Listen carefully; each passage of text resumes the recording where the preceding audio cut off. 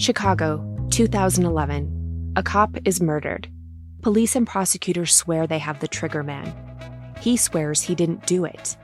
How far will each side go to prove they're right? Like it's just one bombshell after another, where you're like, what? The story of a PlayStation, a brain-eating amoeba, and the relentless pursuit of justice. Off Duty, out now. Listen wherever you get your podcasts. This message comes from Jackson. Taxes aren't something you can only think about once a year. With investments, planning for tax day is year-round. Fortunately, Jackson offers tax-efficient products. Visit jackson.com for more information on how our products can make your tax bill a little bit less painful. Jackson is short for Jackson Financial Incorporated, Jackson National Life Insurance Company, Lansing, Michigan, and Jackson National Life Insurance Company of New York, Purchase, New York. Hello, and welcome back to the Psych Legal Pop podcast. This is a podcast where we talk about popular culture through the lens of an attorney and a therapist. I'm the therapist, Tess Brigham. And I'm Brooke Brigham. I'm the attorney. All right. So we are on our Sister Wives rewind and gossip today. So today we are going to talk about Sister Wives episode 6 and 7. These are the prep for the wedding and then the wedding itself. And we were talking about this before we started. I was very surprised to see that the wedding episode was 21 minutes. we had enough of that. It did feel like at the time that the wedding did seem to take up a lot of time, but really it didn't. No, it was very short. One episode of prep, which was longer than the one episode of the actual wedding itself. So yes, it's pretty quick. Yes. All right. So let's just dive in. We get, we start with, we're at Robyn's house with Kody, and we're starting to see Robyn's curling her hair now. Well, this is when she got this perm or something? Well, I think maybe that's her natural hair. Oh, and she blow dries it. And she's straightening it. I think that's her natural hair. Okay. I don't know why I did not put that together at all, but you're absolutely right. Yeah. Because I kept thinking, like, did she get a perm at some point? And they're just sort of talking about the presence of Robyn. And, Mary comments on how Robyn's presence has really shifted things. And the whole discussion is about time, equal time. Mm-hmm. Does a fiance deserve equal time? Should she be in the rotation? Yes, basically. Every fourth night. Should she be in the rotation? So Janelle thinks that a fiance should have equal time as a wife, that by the time you've gotten down to that step, that you're basically going to be a wife. Christine disagrees. She feels like once they're married, that they should have equal time. And Mary and Christine both say no. Yeah. And then Robyn, of course, feels like she's waited so long for this marriage. Had to go for so long. That she should get equal time.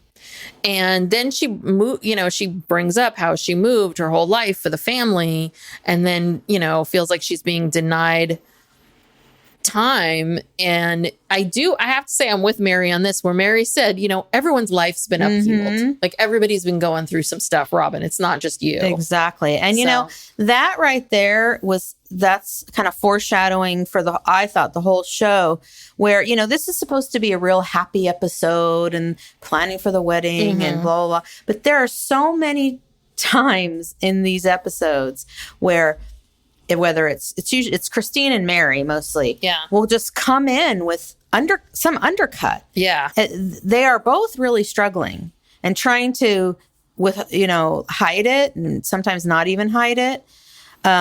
Like in that scene right there, Christine just comes that straight out and says, no, it's not right. It's not fair to me. And she, that was a difficult couch thing for her. Yeah. We'll get into that. But, and Mary makes a lot of comments throughout this whole episode. She kind of tries to do it with humor, but she's basically saying, I don't like this. Yeah. Yeah.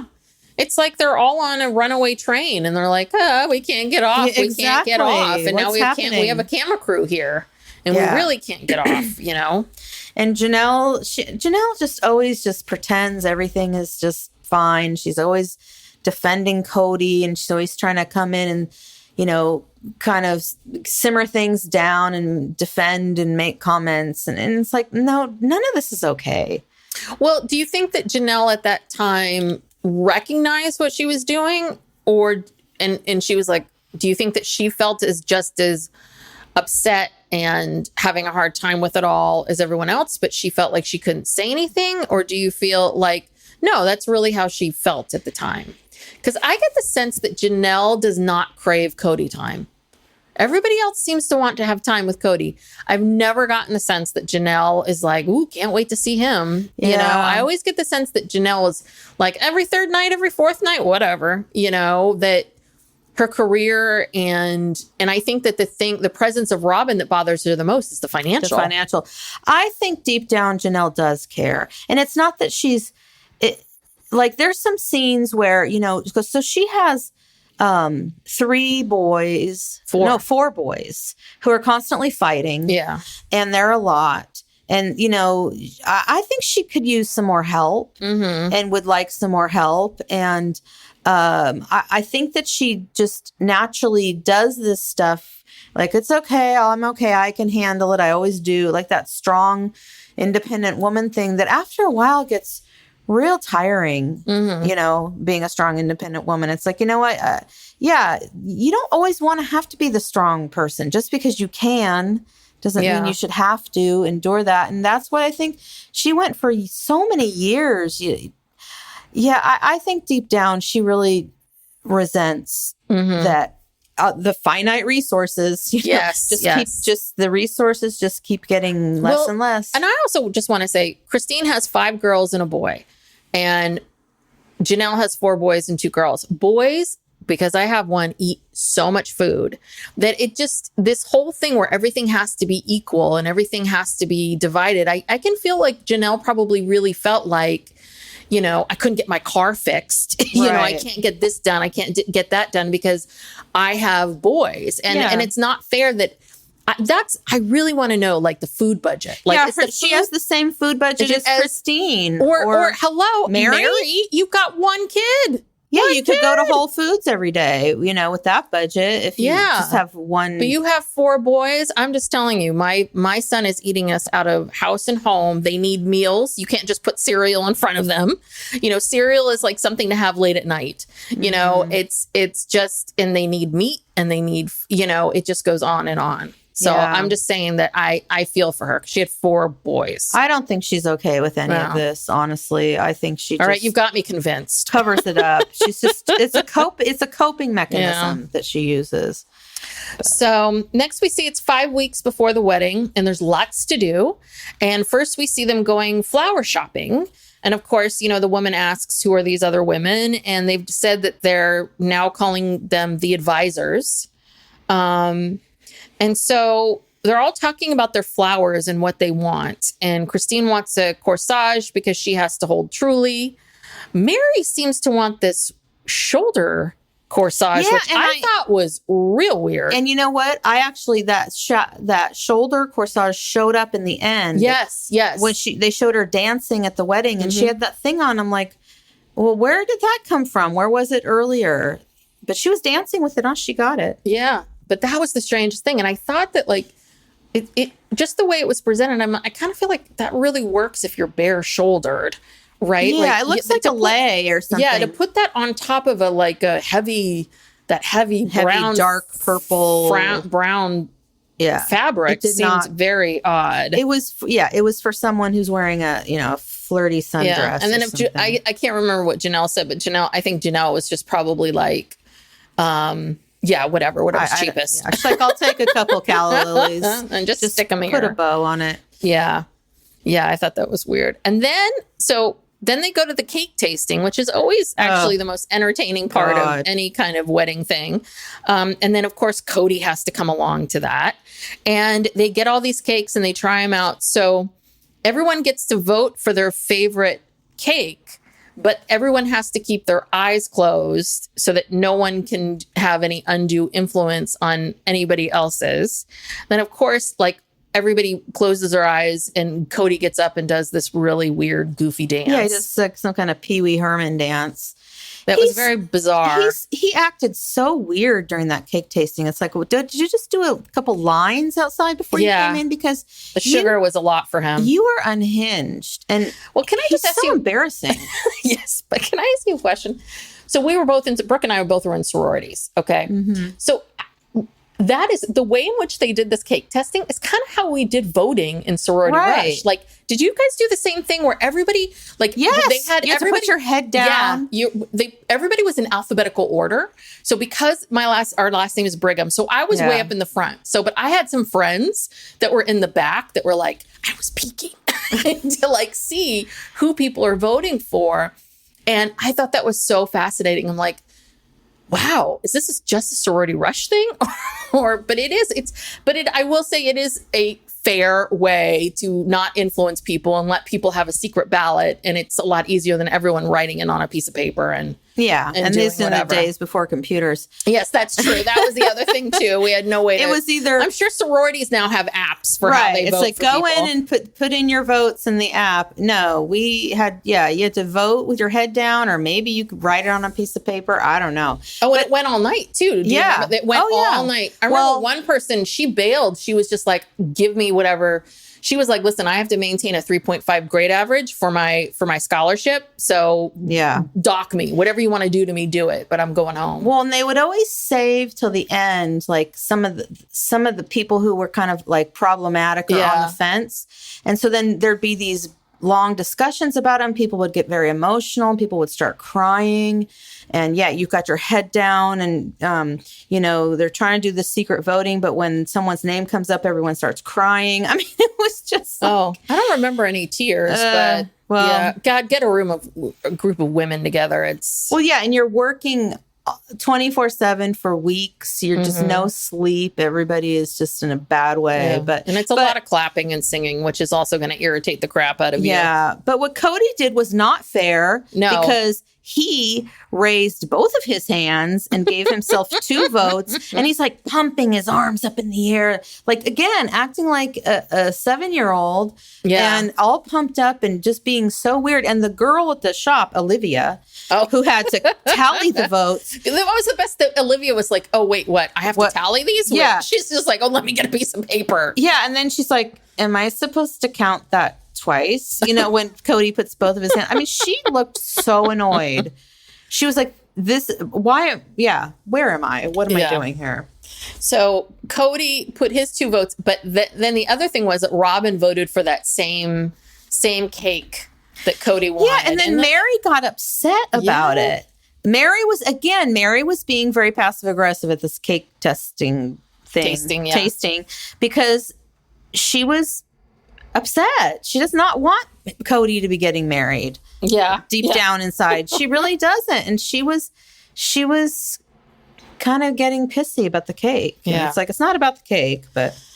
Well, and then they start looking for a place for the reception. Now, the wedding is 5 weeks out. Really, that is the first thing you do when you plan a wedding. You have to figure out a venue and make sure that the date that you want, the venue is open, and then everything else falls into place. Like the fact that what were you going to do? Maybe they shot this out of sequence. Maybe they had already gone a long time ago to the venue and gotten it because they had different clothes on. It wasn't the same day. They all were wearing different clothes when they went to the reception venue. Yeah, you're right. Maybe they did shoot that a while ago and said, "Oh, this is let's just shove this in television." Here. But Janelle hates wedding receptions, but she loves this. This is just beautiful. Yeah. It's like, okay, Janelle. And then Christine says she doesn't feel like a wife coming into a plural marriage should have a big reception. She had a very small reception. And Janelle didn't even really have a reception because everyone, family all disowned her for marrying into this cult. Yeah. So anyway. But of course, Mary had a big reception that she pointed out because, she was the first wife. Yes. So, but the other thing is I want to say that I don't think they would be having this big wedding if they weren't on a TV show. Do you know what I mean? I feel like they would have gotten married a long time ago. They would have done all this stuff a long time ago. It would have been very small. They probably would have done it at their house or something. Really? I don't think it's on Robyn. I kind of feel like a lot of this was they needed stuff for the show. Yeah. I still kind of think Robyn would have had something, not maybe like as big as this, but maybe. But I think they could make it this big because my assumption is they probably were getting a lot of good deals. I mean, maybe that cake place was like, yeah, you can do this here if you just promote us. Because we did see the outside of all those stores. True. But no one had ever seen this show before. So, when they were going, they were just filming it. It hadn't aired yet, the first season. I don't know. Anywho, so the next phase is going to look at some dresses. And this was painful. So first we see a lot of Christine, Mary, and Janelle trying to find outfits for them. And then, so they don't want to look like bridesmaids, but they don't want to look like mother of the bride, but they have to be so modest that you're kind of like, you're going to look like mother of the bride. And it has to be brown. Yeah, I didn't understand. Why did it have to be brown? They were trying on lots of different things. They were trying on black. They were trying on, Mary had a color on. Yeah. She had a blue. She had a lime green or something. I mean, she had some stuff going on there that I was just like, why wouldn't you guys pick something? Well, because the colors of the wedding were brown and purple. I know, which was, I thought, I saw that later. I was just like, brown ugly. and purple? Yeah, and so there's not a lot of choices for brown. So, of course, it's going to be a frumpy. And poor Christine, and Janelle, both of their dresses were so frumpy. Yes. They could have done so much better. At least find something, get it tailored, do something. Well, and Christine just had that baby. I know, but she could have, it could have been a lot better. The dresses could have, it was just sad. See, Brooke had my niece 5.5 months before I got married, but I let you pick out your own dress.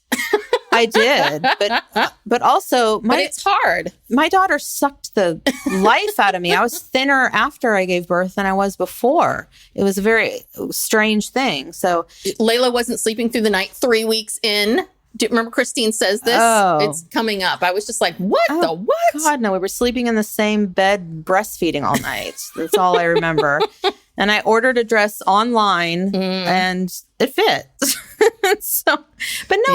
it's, I just felt badly for them. They got the most frumpiest dresses. They looked very, very frumpy. So then Robyn starts to try on some wedding dresses, but she chooses not to. Now, I have a question about timing here. She chooses not to get any of the dresses. And then we learn Robyn says something to the effect of she's going to keep the dress a secret. And then Kody says, like a little gleeful child. God. This I thought was very interesting. With a little gleeful child, he said, I've got a bomb I'm dropping today. Ooh, ooh, ooh, ooh. And Kody reveals that he picked the dress. Now, before we dig into this, did he pick this dress with Robyn prior to Robyn and Christine and Janelle and Mary shooting that scene? That's a good question because I have different feelings if it was before or after. I always assumed it was after because maybe it was before and that's why she left the bridal shop without picking a dress. Mm-hmm. Because normally, I mean, here's the thing. They're going to all these places. Okay, we're getting this done, check this off, whatever. Yeah. Yet when they get to the bridal shop, she leaves without a dress. Yes. She says, I just couldn't find anything. So I think that was a setup. And I think that before that, she and Kody went wedding dress shopping together. Well, so Kody mentions, he said, well, Robyn and I went to Lisa's Bridal. Is Lisa's Bridal the same place? I'm not sure. That they went to before? It's probably different. And looked at dresses and she put on one and he said, oh, that's what I was imagining. I saw it in my dreams. In my dreams. And that's what we picked.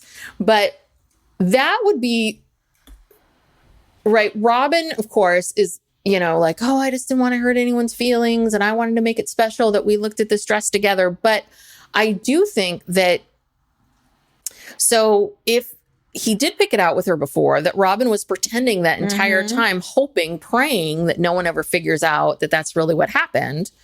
Or she intended to go with him because I really do. I mean, that is one of the things that is very private that women really, most women want to keep secret. Like that is like, it's this big reveal. It's this big whatever, people don't, even couples that live together and do all this stuff, it's still very separate. Yeah. And so also rewind. How would they end up both going to a bridal store together? I don't know. But also rewind back to the scene where she shows up at the house and she says, oh, it's 5 weeks till the wedding. We have a lot to do. And she's ticking off all these things. And I think she says, and we have to find dresses for these guys. She doesn't say, I have to find my dress and we have to get dresses for these guys. So I'm really thinking that they just did it themselves before and they were just so giddy and couldn't wait and had to like do something together and wanted something just for the two of them. She probably wanted, she didn't really want to have to pick out her dress with the other women, obviously. Yeah. Yeah, that makes the most sense. And that's why she left that place empty-handed. She already had a dress. Yeah. So Christine is pissed and really, really hurt. And then Kody defends it by saying, I think it's important for me to choose, for me to have like a choice in the matter. And Christine's like, you've got to be kidding me here, because you could care less what I wore. You could care less what anyone else was ever doing. That there is not a man alive that cares about what the dress. I've yet to meet a man that was getting married that cared about the dress. I really have. I mean, maybe I've lived a small life then, but it was just such a crazy excuse. And what I think is weird is, why do you think he felt this need to tell them? Because I get the sense that those two were willing to take that, Robyn was willing to take that to her grave. Right. Like she knew that this would be a problem. She knew she needed to film some scenes and do some stuff and pretend. And she was going to keep it to herself. So why did Kody feel like he needed to tell them all that? Well, Kody is impulsive. And I think true. that maybe he thought it would be good TV. He got caught up in the moment. He obviously had no idea that it was going to hurt anybody else because he's clueless. Yeah. Because he's so egotistical that it's all about what he wants in the moment and what he thinks feels good for him in the moment. Yeah. It was very impulsive. Yeah. Especially. I agree. He is very impulsive. And then so Christine gets up and leaves and she needs a few minutes. And then it says later, but apparently didn't we read in the book? We read in the book it was 4 or 5 days later. It was not just a couple days. It wasn't like Christine didn't need a minute. Christine needed days. No, because Robyn's cold sore had cleared up because in the first part she had like a couple big cold sores. By the next scene they were gone and it was 5 days later. Yeah. Yeah. I mean, Christine was livid. She was hurt. And again, and the reason why it was so hurtful is because she doesn't want this. Yeah. Nobody wants this except for Robyn and Kody. Well, and then Janelle, it was interesting. So Janelle did have an opinion on this because she said that she felt betrayed because Robyn was so secretive about it. I think that they had asked Robyn about, well, what's going on with your dress and what's happening with she's this and just brushing it off. And she's brushing it off and she's being very secretive. And I think that really, and I can understand Janelle's piece of this because that would really bother me, which is like just the secretiveness. And so you're already seeing this glimpse of this dynamic, which is you two are going to have secrets. Right. The two of you are going to have separate. these things and we're not going to know about it. And I think that Janelle saw something in the way in which Robyn was acting that made her think like, what? You were lying to me this whole time? Yeah. And that was pretty shitty because she's pretending they're having this special day together and it's not. It's fake. What did I write down? Felt like Kody said it wasn't for real when all the women got together to look at dresses. Oh, that's what it is. That's what Janelle was saying, feeling betrayed, because basically, and I'm sure Janelle was like, listen, I don't have a lot of time. And I went there and watched you try on a bunch of dresses and you already had one. Give me a break. But I think that was like, they're having all these bonding moments with Robyn. They feel like they're, being a part of it and she's including them. And then there's this really big part that's very secretive. Yeah, it was a lie. It was a lie. Yeah, so they rip Kody a new one. Yes, they do. And he says, well, I guess I can be less of a chump and more of a man. He says he's sorry. He says he did the wrong thing. Says, please be forgiving towards me. And it was just like, oh God, this is just not getting off on the right foot. Yeah. So Christine asked Kody to step it up.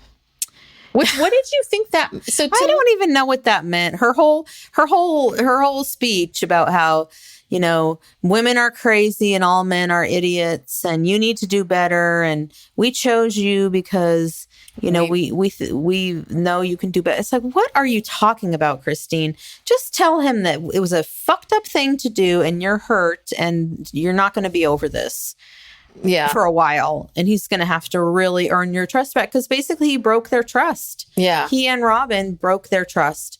They lied to them. I think that Christine at this point knew that Kody was a bit of a narcissist and knew that if she said to him, I'm hurt, I'm this, I'm that she wasn't going to get what she needed, that she needed to maybe appeal to his ego, which is, I know you can do it. You're wonderful. You're such a great guy and you're not acting like you should, because that is right. This is the big foundation of everything with this show and plural marriage and what it all means.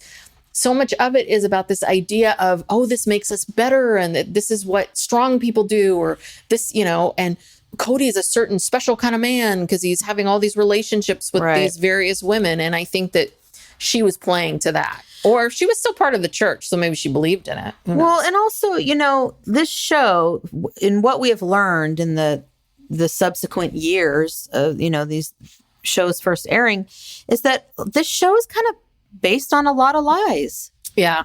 It really was. We've come to find out that Janelle and Christine and Mary were not great friends. Mm-hmm. And they did not have good relationships, I think Janelle and Christine always had a good relationship, but Mary did not have a good relationship with anyone, including the kids. Yes. And that was a huge lie. And then Robyn comes in and now there's some more lies and some more, you know, and she was treated totally differently. And Kody did feel totally differently about her.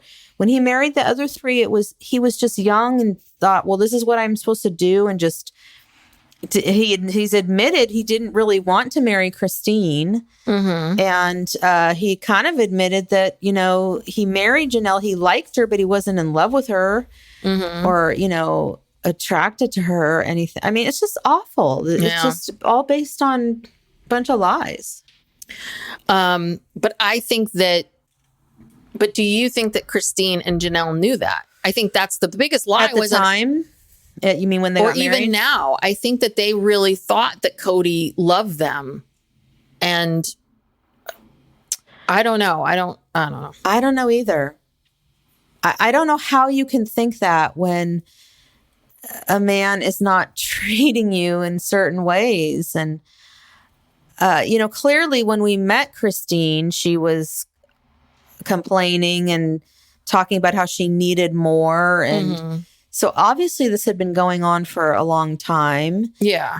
And Janelle, I think, had sort of settled into, you know, her role with Kody as kind of being best friends. Yeah. But I'm sure she wants more than a best friend. You know, I mean, yeah. Don't you think? I mean, yeah. Just because she settled for it, I don't know. I feel like, I don't know. I think that what is so hard about all of us is they all did marry very, very young. They all were really young and they didn't really quite know themselves. And I think that's the part that's really hard, is it's hard to know if Kody sold them a bill of goods of like, oh, I love you, I think you're wonderful. And now you're finding out 15 years later, no, I didn't really like you that much. Or, you know, I don't know. I think Kody is like a child. I think he believes what he believes in the moment. And then his feelings will change and then he believes that. And then his feelings will change again and he'll believe that. Mm-hmm. I think he kind of, whatever's the convenient narrative for him in that moment in time, that's the one he picks. Well, yeah. And, you know, he's kind of a charmer. And I think he charmed these women at first. But both Janelle and Christine said in the Sister Wives book that after the wedding, when they went on their, you know, honeymoons, such as they were, where they basically drove around Montana in a car, they both said that as soon as the wedding was over and they're in the car alone with Kody, they both had this realization that, oh my God, I don't really know this person. I've never even really been alone with this person. Yeah. and, that it took time. And they've all have said that Kody too said that it took time. So this thing with Robyn is his first real falling in love. Yes. On his own volition, like without any pressure. Like he falls in love and wants to be with this person and wants to only be with this person, basically. So, yeah. Anyway, Right. that's the end of the prep. Yes. Now we're into episode 7. The wedding. The wedding is here. So we first start with the night before the wedding. And this is a guy's night out, and Logan's coming. Ooh, Kody says he's pretty much a man. He's 16. So Kody is in his best jeans and his best Ed Hardy shirt. What was that with the fleur-de-lis? Yeah, was that Ed Hardy or True Religion? Yes, that's what I was like, oh yeah, those True Religion jeans or whatever. He's broing out. He's broing out, and he's basically in his living room on a Bowflex doing chin-ups. And I was like, God, you're such a cliche. Yeah. Like the minute these guys show up, he's like, oh, what is up, man? And none of them are polygamists. And they're all like, I would just like one woman, His friend Robert K. was there. And that they're going on this guy's now, but we don't get to see any of it. Yeah, no, it's all very private. Yes. I wonder what happened. So who knows? I'm sure it was super boring, and even the editors were like, it's like there's nothing here we can use. Yeah. And then we're at the day of the wedding, and wait. Oh wait. Okay. Then you see Robyn. Okay, at her. Yeah, I thought this was the day of the wedding. At her shower. Oh, shower? Okay, listen. Oh. She's at her house alone, and she's showing the producers. Yeah, that's what I'm talking about. I thought this was the next day. Oh, I don't know. Never mind. It's not important, but go on. Anyway, so the girls, I guess the other wives at her bridal shower gave her this Kody survival kit, which I paused and got close to the TV to get all of what was in the survival kit. Okay, so it's celery, because Kody loves celery. Which is the most boring of all vegetables. Like, I've never met anybody who likes celery. No, I don't like celery. It's only good with peanut butter. Or if it's cut up in a macaroni salad or something. Okay, salt.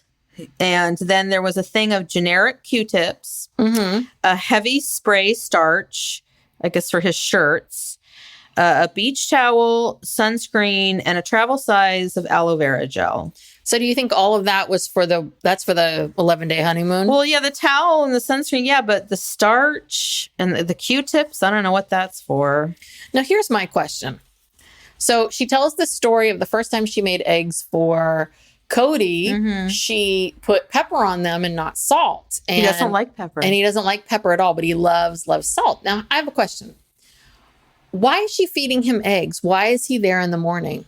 Well, because he's spending every fourth night there, but they're not supposed to be. But they're not. He's not supposed to be there. Well, he is, because the first was it the last episode? Yeah, he's there in the morning. So that's what I'm trying to understand. So no, I think he is staying every fourth night, and then Christine but not having sex. Christine and Mary are just complaining about it, but allegedly not having sex. I mean, please. Yeah, I know. I was just like, wait a second. Why is she making you eggs? Well, he's over there all the time anyway. Yeah, I guess. So even listen, you can have eggs in the middle of the day. I get that. Also, trust me, when he is staying with Janelle or Christine or Mary, he gets up real early. Yeah. And makes an excuse as to why he's got to leave the house. And he heads right over to Robyn's house. Trust me. Okay. So now we're at the wedding day. And Robyn I feel really bad for her. God, she's on the floor ironing and steaming the brown dress. It's like 3 hours before the wedding. The little girl's dress. I'm like, no one can help you with this. I know. And you can't, when you bought those dresses, why were they so wrinkly? And then we learned that the address on the announcement was wrong. I wish they had told us how this all came about. Like, yeah, who screwed up? Yeah, you are, especially with something like this, you are proofreading. You're constantly looking back at it. You're having other people look at it. You've got a typesetter. You've got to sign off on that. Like, because they probably did it themselves. I can imagine if there was one number off and maybe everyone missed that. But that was like a whole other place. Like a whole other part of the world. Well, because they probably only had a certain budget, and they were like, we're going to save money on invitations. We're going to make our own invitation. And probably like Maddie or, McKelty or somebody, went on their computer. Yeah, maybe. and like just made some invitations. So Robyn created a jar to redirect people, which is if you go to the wrong address, you can find the jar, which is where I learned about the purple and brown, because I saw Kody getting purple and brown balloons. I'm like, oh God, these are the colors. To put the jar out there. And apparently it takes Kody a while to figure out where to put this damn jar. And he's wasting precious. Like, Cody's the only one that can do this thing on this day. But Kody says that he feels like 12 today. He's so giddy. He is. He's so giddy. Maybe to finally have sex with Robyn. Yeah. Well, and I guess they're leaving for their honeymoon. Yeah. Right after. So all of the girls are at the salon getting pretty. And Maddie says that this is the first time a lot of them ever went to a salon to even get their hair cut or done or anything. Which is crazy. Layla was having manicures and pedicures at what age? 4? No, as soon as she could sit in the chair. She was on that. She likes to be pampered. Yes. And then, so it's a very cloudy, gloomy day. And Cody's driving around trying to figure out. So we're back at Robyn's house and she's trying to get the kids together and Aurora and Dayton are fighting. And I have to say, I really felt for Robyn in this moment in time. Like, this is rough. I really did. And they brought it up in their couch confession and they were all like, well, if we didn't know, if she had just asked us for help, we would have helped her. And Cody's like, yeah, I don't know. I'm sorry. I didn't think of helping you. And it's like, yeah, nobody thought like to come get your kids or, I mean, it's literally a couple hours before the wedding and she's still ironing their stuff by herself. Then she goes to get her hair done somehow. Yes. Comes back and then she's putting on her makeup. She's doing it. She didn't get her makeup done. Yeah. She's putting on her makeup. She's doing all this. The kids are fighting. It's a nightmare. She's trying to get them in the car. They're locking her out of the car. Ugh. She's carrying her wedding dress. I just like, God, I felt badly for her. Yeah. And then no one seemed to, nobody cared. So is this a passive aggressive thing of all of them being like, oh, you were alone? Yeah. Why didn't you just, you should have asked. Why didn't you tell us? But maybe this is more of Robyn's control stuff, right? Yeah, where maybe she just doesn't trust other people. Now, I'm sorry. Next, we go to one of the most bizarre scenes. And I don't think I remember when I first watched the show, I thought this was weird. But then watching it again, I'm like, this is even weirder. Oh, Mary and Kody. Yes. Yeah. So Cody's getting ready. He's getting himself all dolled up for the wedding. Mary is putting on a purple bow tie and the two of them start looking at each other and Kody starts looking at Mary. Yeah. They have a sexy moment. Oh, yes. He's like, you look really good. And she's just kind of laughing and joking and oh, and then all of a sudden the camera pans and there's Leon in the middle of the closet. Just staring at them like, but not even sort of like, ew, gross, my parents. Or not even nothing, just sort of staring at them out of it. So yeah, he's looking at her like he wants to devour her. And then Mary's like, I wish it was my wedding night. I was just like, what the hell is going on here? Which is why I think that, Mary and Kody had some kind of sexual chemistry. I think that they were really like, I don't know. I don't know if they were totally head over heels in love with each other all the time. But I do you get a much more of a sexual vibe between the two of them than you do with Christine or Janelle. Well, I think that if Christine and Janelle had just not come along and he had just not decided to live polygamy, I think they would have been married all this time and still married. Because you do see that even in upcoming seasons, even when they were in Vegas, they had a period where they were pretty flirty and connected. And then that just got shut down around the catfish time or maybe even a little bit before, which caused the catfish. But they seem to have, they do have chemistry when you think about it. Yeah. And he was definitely, it wasn't just her being fawning over him. He was looking at her hardcore, looking at her in that dress. So And it's just like, don't you know there's a camera here, Kody? You can't rein it in for this one moment in time. But I think you're right. I think he is impulsive. I think these kid-like instincts come out. And I think he's just like, this is how I feel in this moment. So I'm going to show that. And I can imagine for these women, it must feel very confusing. Yeah. So, yeah. And then poor Robyn, her kids are locking out of the car. And so they had the ceremony at their church, very private, no cameras. And so then we see everyone heading to the reception. And first they had to get family photos. And Mary suggested, which I get the sense that Robyn was pissed about this. Yeah. That Mary wanted to, because everyone looked nice, to get a family photo, but without her in the white dress. Yeah, which means that Robyn had to then get into this brown another outfit, ugly brown dress. Then go back and put on her wedding dress again, right? I mean, she had to go put that back on. Yeah, but that was kind of dumb. Like, we're going to pretend this is not their wedding day and put Robyn in a brown dress. I felt that was a little much for Mary to ask. Yeah, it was. So, and then Brianna starts to become a prima donna, as Robyn says, and starts to melt down and cry. But then Christine says, well, excuse me, her life is changing. Because Robyn's in the confessional. Robyn's complaining that she's melting down, and Christine is like kind of like giving her a reality check. Like, well, yeah, this isn't just about you. Yeah. Your daughter's life is everybody's life, as Mary said, is in an upheaval. Yeah. Well, I also am amazed more of the kids didn't melt down. It doesn't surprise me that Robyn's kids were fighting that day or having a hard time. And I mean, even though Aurora is like real set for Kody to be her father, it is a lot to take in. And it's a big party. It's a lot, no matter who you are. So yeah, I can get Brianna. I'm with you, Brianna. It's a lot.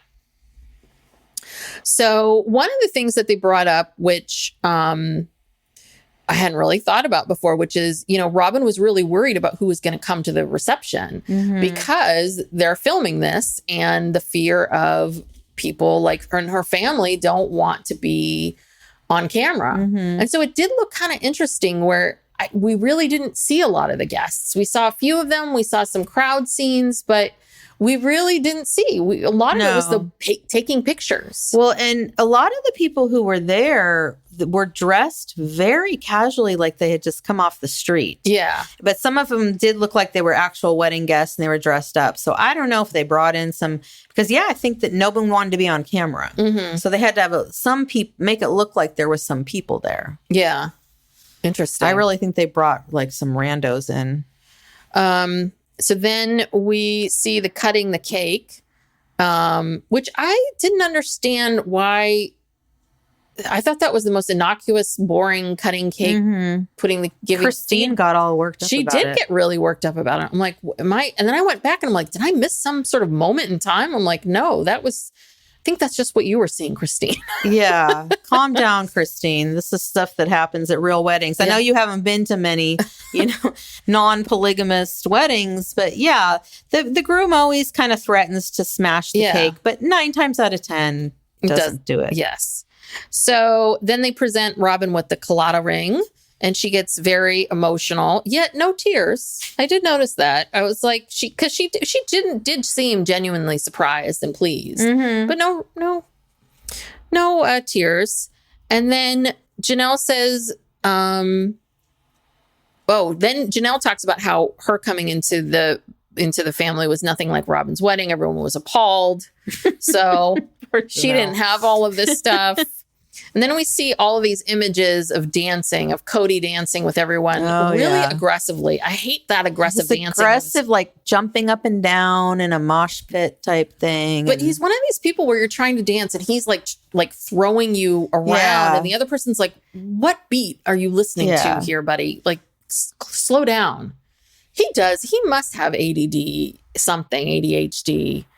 There's something going on with him. I don't know how anybody has this much energy and this much, and so little focus. Yeah, so little focus, impulsive, all over the place. Like, and just kind of like not very perceptive. Like, this isn't, a woman doesn't want to be, have her arm ripped out of her socket and be tossed around. His style of dancing is just rude. And he doesn't know how to dance. He is not a good dancer, and he thinks he's the fucking best dancer. Someone needs to tell him, like, you need to stop. Did you see Logan dancing with Christine? I'm Yes. like, that Logan, goddamn, 16 years old and such a good kid. Making sure everybody's taken care of. I'm sure that he probably saw his father and was like, oh, I'll dance with you nicely. And it looked like he danced with his mom. He danced. I was just like, what a sweetie. I know. What a sweet kid. I know. I don't know.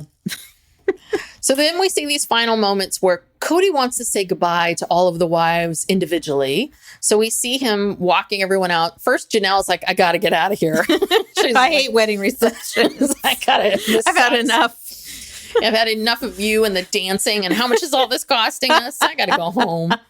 I got to be at work. Early in the morning. Does. She's probably like, I got stuff to do. So, and then Christine leaves, and then finally Kody and Mary are walking out together, and Robyn and Mary have this moment, and it was a really beautiful moment. And then Kody leaves with Robyn. Yes, ultimately in the end, he leaves with Robyn. Yeah. So Christine says that she is looking forward. And Mary says these girls are her best friends. Oh, I know. More bullshit. Yeah. So Christine says that she's looking forward to having this big, big house where they all can be together in their separate quarters, which of course never happens. Yes. Yeah. And then Mary says she would call these girls her best friends right now. And when she says that, Janelle and Christine actually looked very uncomfortable. And Mary says she looks forward to a time when they're so close that they just don't want to live without each other, and they want to call each other and tell each other everything. It's like, this is so telling. It's like, Mary, you're just telling everybody what you guys are not. Yes. After you have been telling us for this whole season that this is what you are. Yeah. I mean, this is such bullshit. I don't know. I do feel like they are in a weird bind, right? Which is they've sold themselves as this polygamous family, and we're one big happy family. And we're going to show you that we're not Warren Jeffs. We're not this, that this can work. But that was the problem, was that they wanted to show sort of some of the downsides, but they didn't ever want to dig into the real difficulties of the downsides. Because nothing is perfect. Nobody's life, no matter what your family configuration or whatever, is perfect. They were trying so hard to prove how perfect their lives were. Mm-hmm. And it's like, it would have been much more interesting. Yeah, you can show us, this is a real polygamous lifestyle, and it's not like this Warren Jeffs culty thing, but we still are a family and we still have these problems. Yeah. But they fought against that and fought against it until the dam broke, and then the unraveling started. Yes. Thank God. Thank God. Thank God, because oof, boy, what would we be talking about if the dam hadn't broken? What would we be doing with our lives? So let's get on to the gossip. I did see one article that was posted about that. Are Kody and Robyn having to move from their big Flagstaff home? I think this may have come from McKelty's Patreon. She's saying that Robyn and Kody are moving out of Flagstaff because it's too expensive. So Flagstaff is expensive now? I think it is. Well, I mean, Robyn's house was like $990,000 or something. Yeah. God, there's no inexpensive place to go anymore. I thought Arizona would be really cheap. Well, other parts of Arizona. Flagstaff is very, picturesque and, nice. I think, I've only been to Phoenix. They have Phoenix is just like a sprawling kind of metropolis place. But Flagstaff is, it's in northern Arizona, and it's a whole different world. And, they've got different kinds of climate and topography. It's not just desert. Oh, so it's not that hot. No, it's, it actually gets good snows there, in the winter. Mm-hmm. It's closer to like the Grand Canyon. And, it's a nice, I think they have a cute little downtown, and it's, anyway. They've lost a couple paychecks. Yes. They've lost 3 paychecks. They have lost a lot of paychecks. And the thing is that they've lost those paychecks, but also what I think is interesting is why Robyn hasn't jumped on the MLM bandwagon. I don't think people like her enough. But I still feel like she has enough fans and that there would be enough interest that people would want to join her MLM. So I think the problem is that the other three women all have these, right, MLM streams of income. They're already established. They're already established in all of this stuff. And Robyn really just put all of her eggs in the Sister Wives closet basket. Yeah, because which hasn't made money in years, yeah, if ever. But no, I don't think Robyn's popular enough to be. I guess not to lead an MLM. I don't know who likes her, but I don't know. And then McKelty also said, I don't know, McKelty's frustrating. She's such a Kody apologist, you know. But yet she'll say things about him, but then she'll kind of backtrack and whatever. Anyway, so I think this is also from Patreon. Someone must have asked them, if Kody was, really, I don't know, abusive because Gwen had been talking about how she felt he was physically abusive to her and very angry. And so it must have been something in response to that. And she said that he's quick to anger and he has a lot of verbal aggression. She said she doesn't know how he treats her mom or her siblings because they don't gossip about it, which is a very weird thing to say. Like, I mean, if he was, why wouldn't they talk about it with each other? That's not gossiping. That's telling each other about your lives. So I thought that was really strange. Well, and also the other thing is I thought that all of the girls were so happy when Christine left that they must have known. Yeah. Or must have seen it. So even if you don't talk about it, you're all seeing it. Right. So basically that just means that it's this unspoken thing that none of you are. Yeah. I know McKelty is funny that way, that she really does ride the fence, I think, and I understand this is her father. I think that she had a very different relationship. I think she had a different experience of Kody than Gwen did. And Robyn and Savannah and some of these other people. So I think that is hard for her, but she is a little all over the place. Yeah.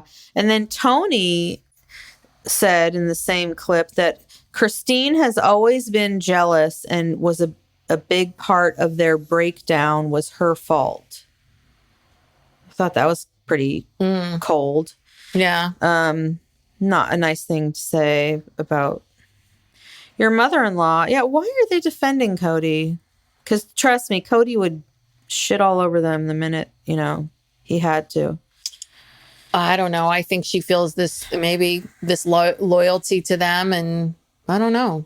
I have no idea. That is harsh. I mean, what do Tony, you don't know what it's like to be in a plural marriage. Right. Like, is that such a bad thing that she was jealous? Does that make her a terrible person? Exactly. He has no idea. He's been in this family for a couple of years. He doesn't know. He's only hearing like McKelty's side of the story. And according to her, she doesn't talk to her mom about any of this stuff. So what does she know? Yeah. She doesn't know anything. Tony, you don't know anything. Yeah. Was annoying. And anyway, so Peyton is back. Oh, Lord. He is. Where is he back? He did a live, I don't know if it was Instagram or must have been Instagram. Anyway, he was talking about Christine's new boyfriend, David. Oh, okay. And he was basically saying that, he wants Christine to slow down. He feels like she was in a bad relationship for many years and that she shouldn't just jump into this new relationship. And then he says that he will never be close to her boyfriend.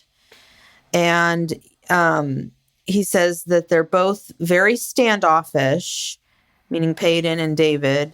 And then he says, because we're both tall and we've both had a lot of experiences. Peyton loves being tall. I've never met anybody who loved talking about how tall they were all the time. Yeah. And Cody's not that tall. So Christine's Christine must have some recessive tall gene. Oh or yeah, all something. her kids are tall. Yeah. So I thought that was very strange. And then he said, sort of out of left field, he says, well, I'm not going to be violent with him. I'm not going to hit him, and he's not going to hit me. And it's like, how did we go? How did we go from that to violence? It is very, very odd.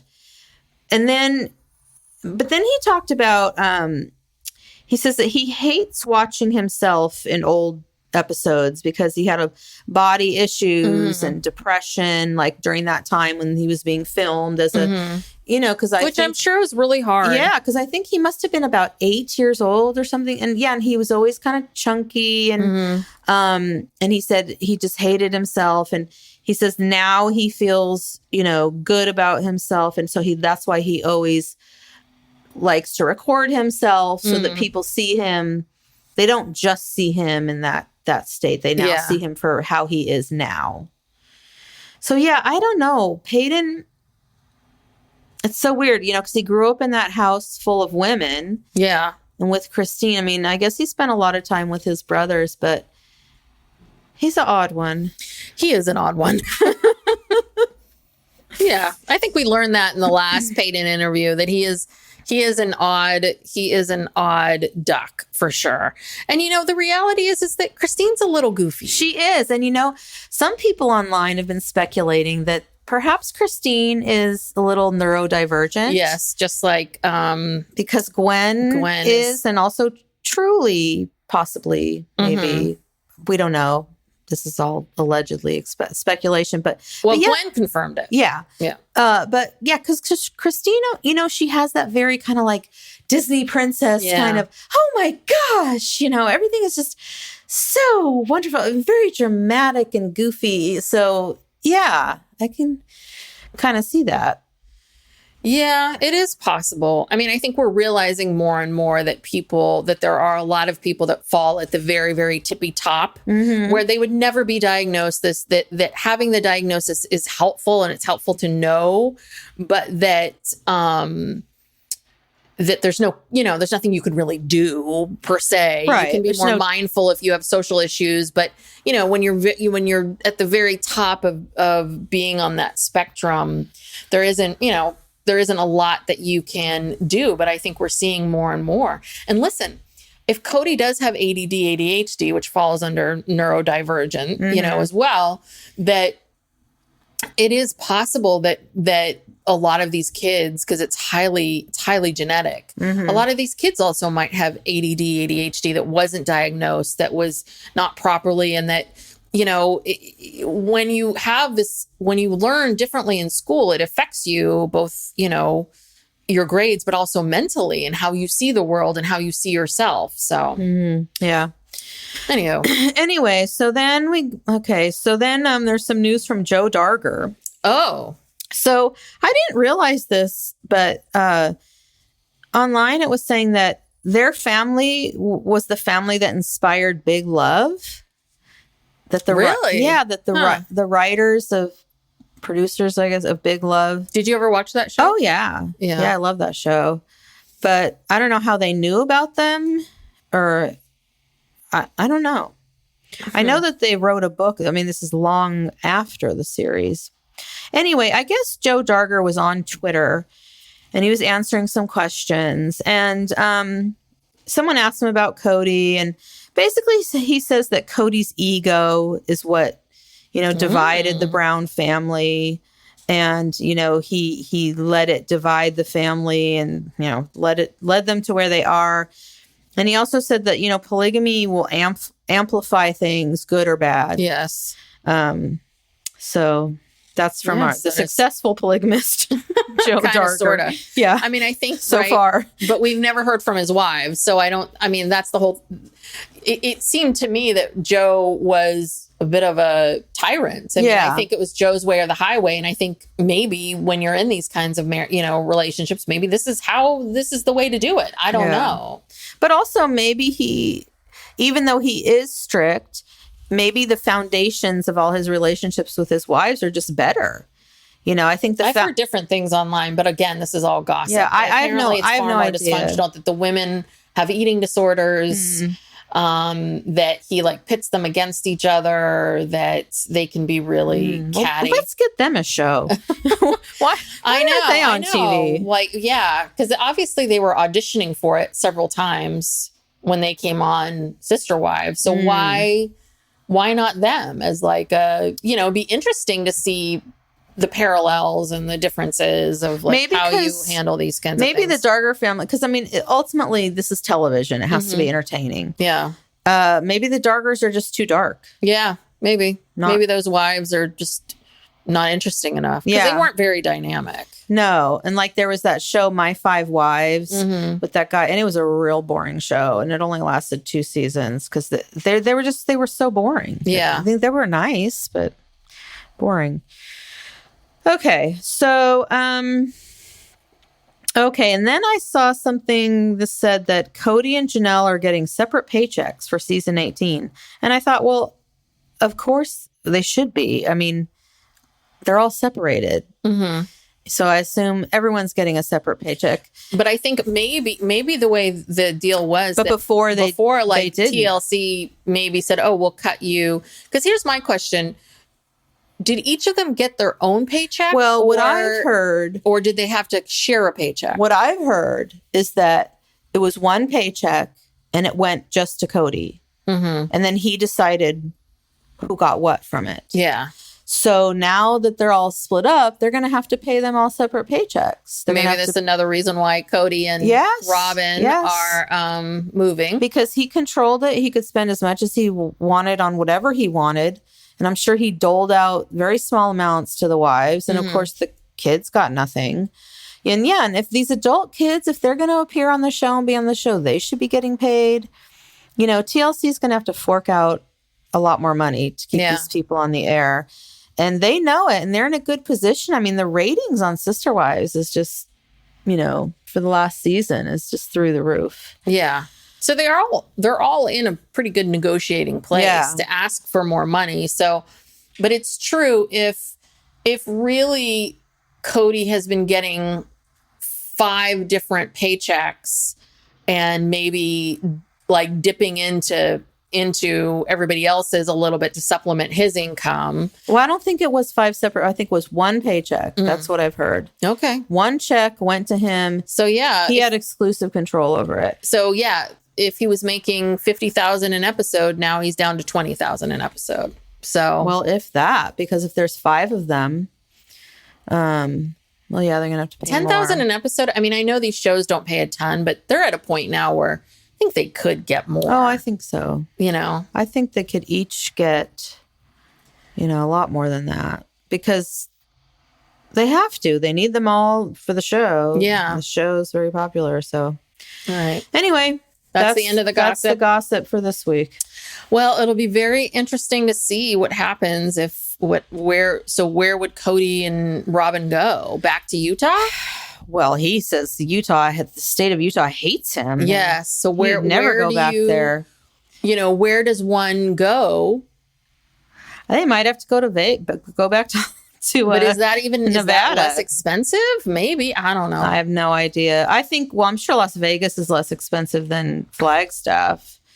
But, it's not as desirable. I don't know. That'll be well, and also Solomon and Ariella. Whatever. They're young, so they're going to drag this. I mean, they dragged all their other kids. Yeah, out of school. They don't care. Yeah, they're going to drag them out of school and put them in some new school and uproot everybody. Probably. They don't care. They've been doing that their whole lives. I guess I got to go on Zillow now and see what the home prices are in Flagstaff because that really surprises me. Because in my mind, I always think like Arizona, the state, is pretty inexpensive. So I didn't realize that Flagstaff had this different climate. It's really interesting. I didn't even know that or understand that they had this very different climate and that it's far more desirable than some of these other places because What's the other town that everyone seems to go to that's like a big golf resort? Oh, Scottsdale? Yeah. I always thought that Scottsdale was the happening Well, place. Scottsdale, so Phoenix is down in the southern part of the state. And then around Phoenix, you have like Tempe and Scottsdale. And then Tucson is even farther east than that. So like those big cities are all down in the south.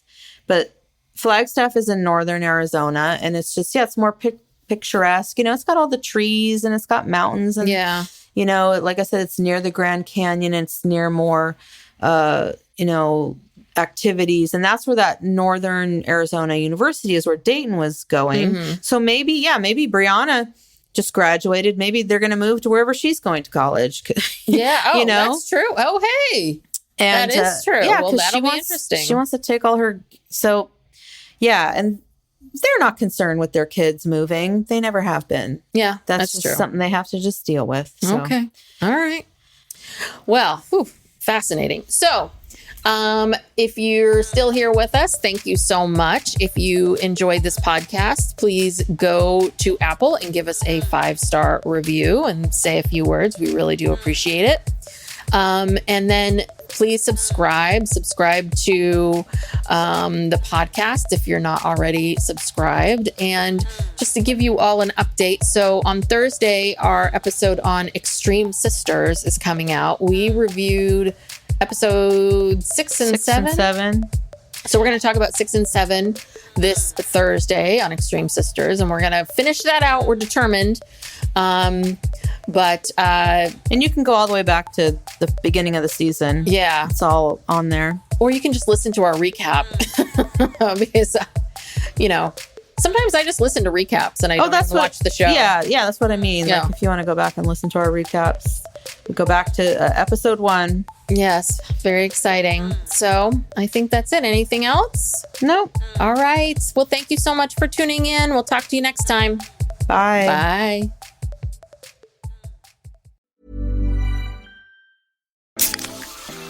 Pepsi Prebiotic Cola in original and cherry vanilla. That Pepsi taste you love, with no artificial sweeteners, only 30 calories, just 5 grams of sugar, and 3 grams of prebiotic fiber. That great Pepsi taste with even more to love. Pepsi Prebiotic Cola. Unbelievably Pepsi.